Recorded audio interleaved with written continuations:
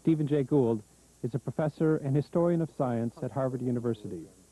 He and colleague Niles Eldridge, now at the American Museum of Natural History, first formulated the theory of punctuated equilibrium when the two were graduate students at Columbia University. The creationists, as you know, have pounced on punctuated equilibrium as a sign of weakness in evolutionary theory. How do you respond? The only way they've ever used punctuated equilibrium is in severe distortion. They say that punctuated equilibrium represents paleontology's grudging admission that there are no transitional forms in the fossil record, and it's exactly the opposite. Punctuated equilibrium was developed to provide a different explanation for the trends that do exist. As I said, punctuated equilibrium depicts trends like climbing a staircase rather than rolling a ball up an inclined plane. That's another way of conceptualizing a trend. Of course we don't deny intermediary stages. The fossil record's full of them. Some creationists have advanced the argument that the Grand Canyon was formed in a matter of weeks, perhaps months. How would you, as a scientist, go about refuting that sort of argument? I think you have to look at the details of the Grand Canyon sequence. In a way, it's a test case because there's an outstanding, spectacular visual phenomenon that they're going to have to encompass if they ever had any chance of providing an adequate explanation.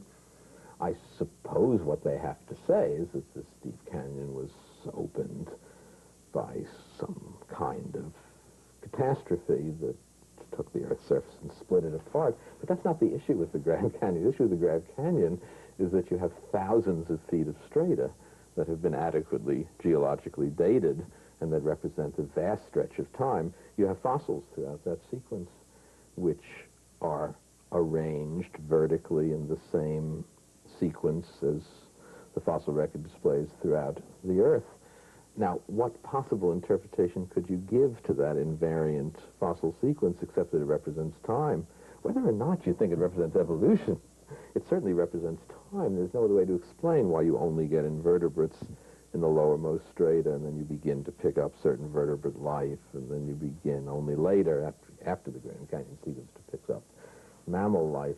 How can you produce all that in one event, namely Noah's flood, which is how they would like to explain the production of the strata? So I think the issue with the Grand Canyon, it isn't how you produce the hole in the ground, whether that was done in a week or so, or whether, as we would argue, it took a long, long time through erosion of the Colorado River and the rise of the plateau. It's the fact that in that hole in the ground you have thousands and thousands of feet of strata in a vertical sequence with a fossil record that is consistent with the universal worldwide order of fossils that can only represent the passage of substantial amounts of time. The so-called biblical literalists who call themselves scientific creationists think that the Earth is 5,000 to 10,000 years. There's no way under natural law explanation that you can make a sequence of strata thousands of feet thick with an invariant fossil sequence in that tiny stretch of time. The creationists are eager to present the creation versus evolution debate as a lively, current, intellectual debate. Is it? It just isn't. There are certain issues in science that, because of a great deal of work and an overwhelming preponderance of evidence, we tend to think are resolved. We don't ever want to be dogmatic. Things can always change. On the other hand, it would be fatuous to say that certain issues are not reasonably well resolved, or so well resolved that we don't expect them to be overturned. The Earth's roundness is one. The fact the Earth goes around the sun is another. Evolution, to professional biologists and to people who've studied it, you don't have to be a professional biologist, just be a well-informed amateur who loves natural history, really seems as well established. The evidence for it is so overwhelming that it just doesn't seem likely to be overturned. I never want to say that in principle anything we know about couldn't be shown to be wrong. Sure, it could. Let's just take that as a given.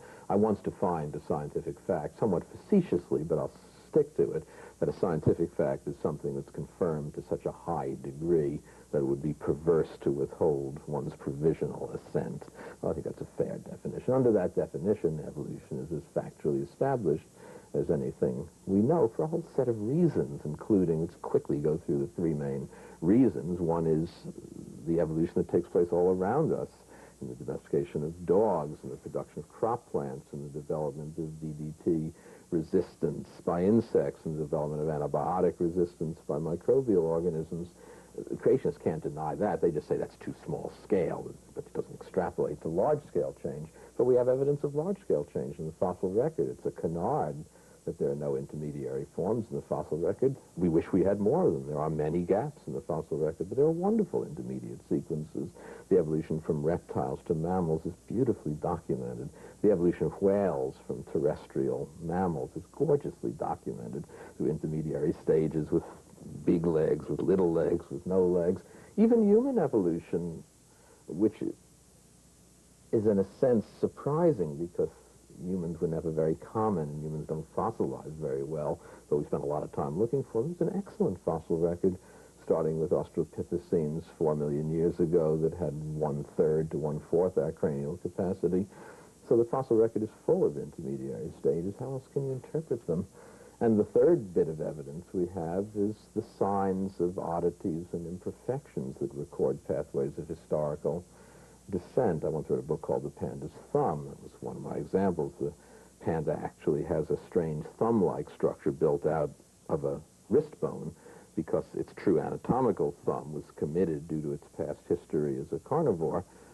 Pandas are related to bears, to non-manipulable motion. And when the panda evolved to eat bamboo and needed a structure that could pluck the leaves off the bamboo shoots, there was no finger available to do that because the true thumb had been joined to the other digits. And so they commandeered a wrist bone, which doesn't work very well. If God had made the panda from scratch to eat bamboo, he wouldn't have done such a crummy job. But since animals are the products of history, sometimes you have to use what's available, and it doesn't always work very well. So that's a third class of evidence, these oddities and quirks that reveal pathways of historical descent. The evidence is really quite overwhelming. So just because a lot of people make noise doesn't make it an intellectual issue. Just because a lot of people believe in astrology doesn't mean it's true. Just because a lot of people think that there are aliens who abduct people in spaceships doesn't make it true. It would be bizarre to claim that the ability of a group to gain a great deal of publicity for a viewpoint constitutes its intellectual seriousness. Otherwise, any form of political demagoguery that gets a hearing would have to be so honored. These are separate issues. Are you aware of any scientist, any reputable scientist, who has serious doubts about evolutionary theory?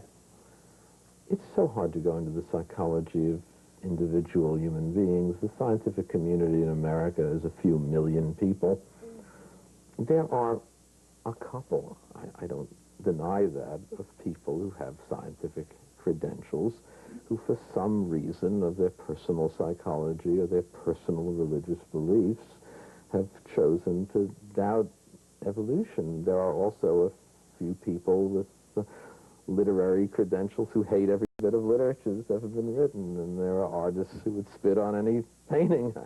And I can't, there will always be a few. The fact that you can find a tiny fraction of 1% who are credentialed in a certain way, who are willing to turn against anything we know in that field, really doesn't indicate that there ought to be doubts.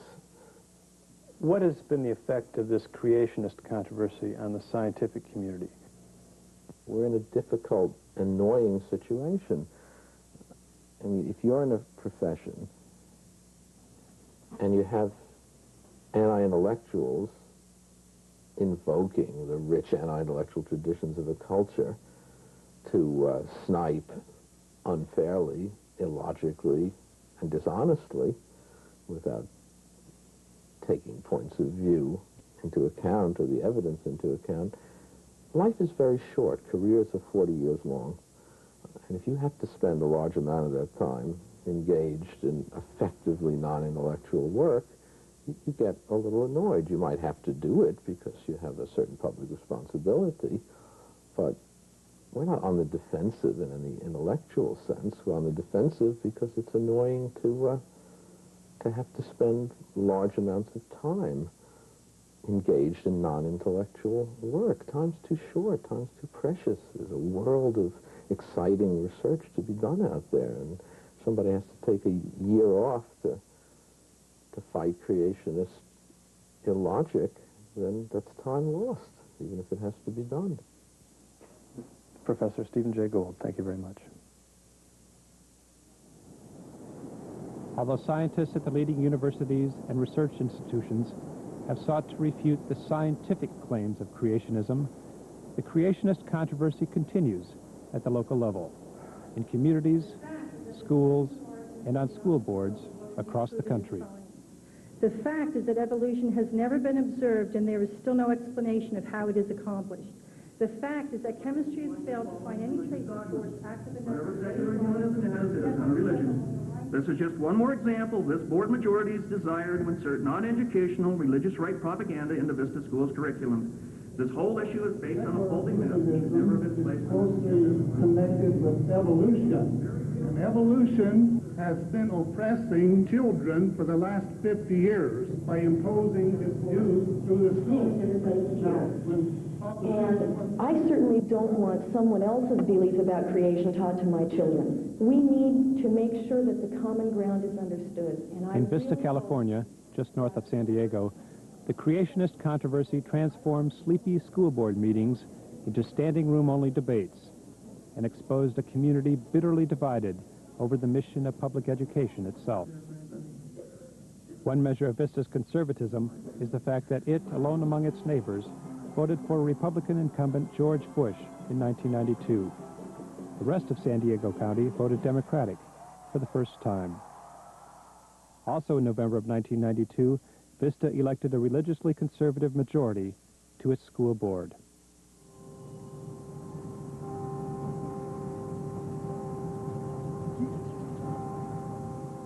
Vista is a city of churchgoers, and many of these are conservative Protestants, often called evangelicals or fundamentalists.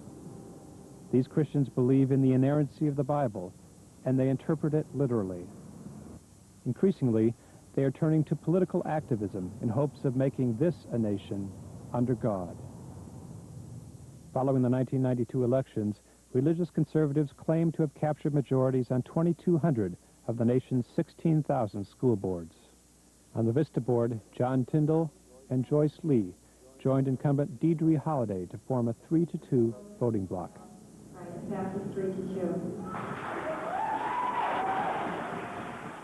Because Tyndall works for the Institute for Creation Research, which advocates teaching the Genesis account of creation as science, a parent, who is a marine biologist, pressed for a showdown on the creationism issue at the new board's first meeting. And this guy is about 75 million years old. And I was just wondering if any of you had plans to, do what I would call sweep the truth of this little shell under the rug by adopting something like creationism on an equal footing with science. The new majority on the board instituted prayer before meetings and insisted at first that it had no plans to change the curriculum. Later, John Tyndall recanted, citing pressure from the community as his reason for doing so.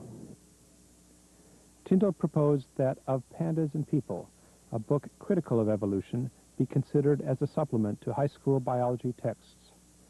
Teachers labeled the book Creationist and refused to consider it. Then, in June of 1993, the board majority proposed a new policy on the teaching of evolution and creation. The proposed policy stated, "No theory of science shall be taught dogmatically, and no student shall be compelled to believe or accept any theory presented in the curriculum. To enhance scientific exploration and dialogue, scientific evidence that challenges any theory in science should be presented. Discussions of divine creation, ultimate purposes, or ultimate causes, the why, shall be included at appropriate times in the history, social sciences, and/or English language arts curricula."